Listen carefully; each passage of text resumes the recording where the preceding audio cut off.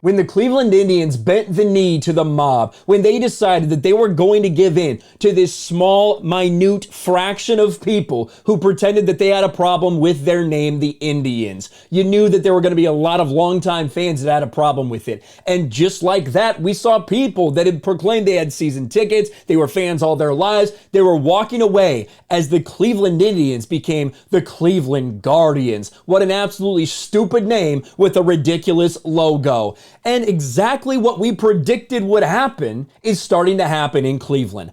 Cleveland Guardians struggle to fill stadium after dropping former name. After 106 years, the Cleveland Indians bowed to woke critics and dropped its name last year. But on the heels of rebranding itself as the Guardians, the team has struggled to fill stadium seats with fans. The team, of course, has justified its decision to drop more than 100 years of tradition and history as a way to, quote, unify the community. When a tiny fraction of people, when less than 1% of people actually have a problem with your name, but you decide to change it, you really think that's unifying? When all these people are out there saying, do not change it, do not change the name, don't bend the knee to these woke losers? No, that's not unifying anything.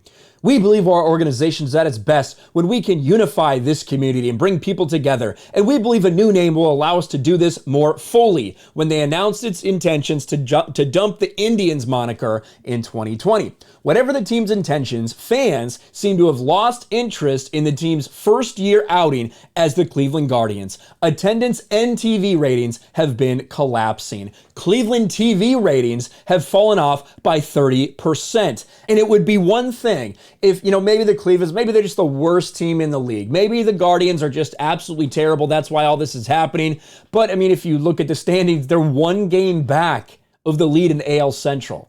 They're one game out of first place in their division. This is a team that will be competing for a playoff spot. It's not like they're a horrific, terrible team. Yet no one's tuning in to watch them on TV. And also, you've seen a massive drop-off for them in attendance. Granted, a season with few stars hasn't helped, but TV ratings are not the only place where fans show a disinterest in the Guardians. In 2019, the last normal year before the pandemic stuff set in, the Indians saw an average of 21,400 fans per game. This year, the teams only average 15,000 fans per game. And when we look at the breakdown on this, you can see this is in 2022, the 25th out of 30 teams. That's where Cleveland ranks right now. And it actually just had a boost in average since this article was written. They had a couple big games, like big exciting games. So they actually have received a boost as of late. But there you have it. Cleveland Indians, 16,000. If we compare that to 2019, again, the last time we had full stadiums, no pandemic, anything like that. Let's go to 2019, please. You see Cleveland's up at 21st with 22,000 people. That is a big, big drop off. You're talking about 6,000 people just disappearing up in smoke. Well, what if we go to 2021, right? Where some, they had limited capacity in some places. Maybe you could see the effect back then. But no, even though the number's way lower, like it was for everybody,